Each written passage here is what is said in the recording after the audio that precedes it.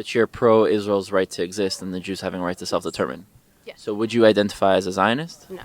So what if Zionism just means the right for the Jewish people to self-determine on their homeland, having nothing to do with the conflict or status quo or everything else? I think that's fine.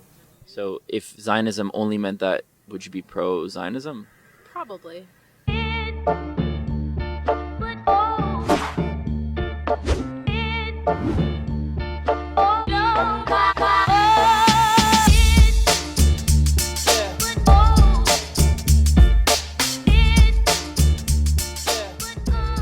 What are your majors and what are your years? I'm a sophomore and I'm a prospective political science major. Yeah, sophomore and prospective IR. So we want to know what students have experienced with the topic of Israel on this campus. So can I just, before I ask you, push you a little bit more about your personal opinions on the matter? So I definitely am pro two-state solution, not pro apartheid. That would be my personal opinion. Okay. But you're pro-Israel's right to exist and the Jews having a right to self-determine. Yes. So would you identify as a Zionist? No. So you would. I think there's a lot of loaded rhetoric with that word. Okay. So can you expand on that? Like, what do you think that rhetoric means on this campus? It's such a hard question. I think that the treatment of Palestinians has been irrevocably harmful. Mm-hmm. But I do believe Israelis and the state of Israel has a right to exist. So what if Zionism just means the right for the Jewish people to self-determine on their homeland, having nothing to do with the conflict or status quo or everything else? I think that's fine. So if Zionism only meant that, would you be pro-Zionism?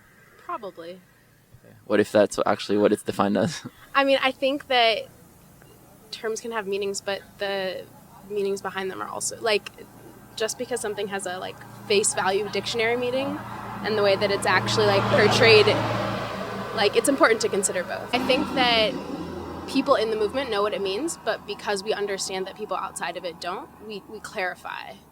And it's important to make that clarification. So shouldn't Zionists clarify what Zionism means, I guess? Yeah, I think that's fair. I think in the public discourse it's become complex. As a Jew, I think that my personal opinions probably are more important than what people on campus say. There are people that are anti-Semitic in the world, right? Clearly, we saw what happened in Pittsburgh, like, very recently. I'm sorry to hear that. There are attacks all around the world for the Jewish communities. My family was persecuted on both sides of their family. I'm also Jewish. However, the one source of power that currently Jews can say that they have is Israel. So it's clear that when there's actually someone who's anti-Semitic and they would want to attack the Jewish people, that usually they would actually maybe even attack Israel as a source because you're attacking the power that they have. And a lot of people would say that they're anti-Zionist, but really what they're trying to say is that they're pro-Palestinian having their rights. However, when you conflate the rights of Palestinians and the end of their current situation and the betterment of their, future, right, and you conflate that with the idea that Israel has a right to exist, the movement itself is sort of appropriating the rights for people and trying to attach that to you must be anti-Israel's right to exist. Because Zionism itself just means the Jews have a right to self-determine on their ancestral homeland. And the idea that Jews have the right to do that, as you know, is thousands of years old, right? Shana Haba B'Yerushalayim, we break the glass when we get married to resemble, coming back to Jerusalem that was destroyed. So the idea that we have a right to come back comes back thousands of years old. And the term Zionism is 100 years before Israel was created. So the very idea that the Jews have a right to come back has nothing to do with Palestinian struggles today. Of course, the Israeli state was created, and there was a war, and there were tragedies and things that were done from both sides, and there are outcomes of those tragedies today. But when we attach the plight and the fight of the Palestinians to anti-Zionism, what we're really trying to do is attach it to Israel's right to exist, and we're using one movement against the other. Do you have any comments or thoughts on that? Very well said. I don't know how to respond. I agree. I think it's just complex. A lot of times when I see or ask students what they think, if they're pro-Palestinian or they're pro-Israel, it's usually like at the cost of the other. So being pro-Palestinian means being anti-Israel. Is that your experience, or do you experience people maybe like falling in the middle and caring for both people? There are definitely people who are like pro one at the cost of the other. Like, I think both exist on this campus.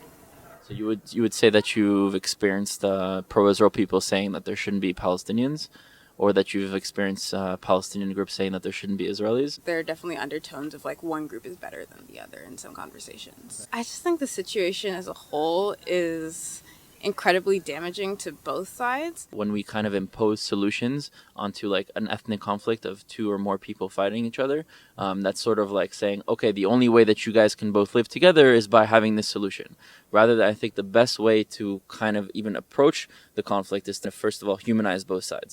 Because a lot of Palestinians see Israelis as the antagonist to their story, and a lot of Israelis see the Palestinians as the antagonist to their story. So before we even compose a solution into what it will look like in the future, I think the conversation should even take place as to, like, first of all, what are your experiences? What are your grievances? What do you need in order to feel that you've achieved your respect, in order to not feel humiliated, no longer controlled, or feel completely safe? So the only way we really move forward is by less pushing out solutions by, international societies and policies, but more so bringing the people and creating a culture where both people start to engage with one another and want to find a way to live together. What do you guys think about that? Yeah, for sure. I definitely think that most problems should start by bringing the involved parties to the table and allowing them to talk to each other. So yeah, I definitely agree that it should start by humanizing both sides, and like, it's definitely wrong for people to just come in and impose a solution on each other. If you like our work and would like to support our team in generating content that educates, inspires, and empowers the youth in standing up for Israel and Jewish rights, please click on the link below.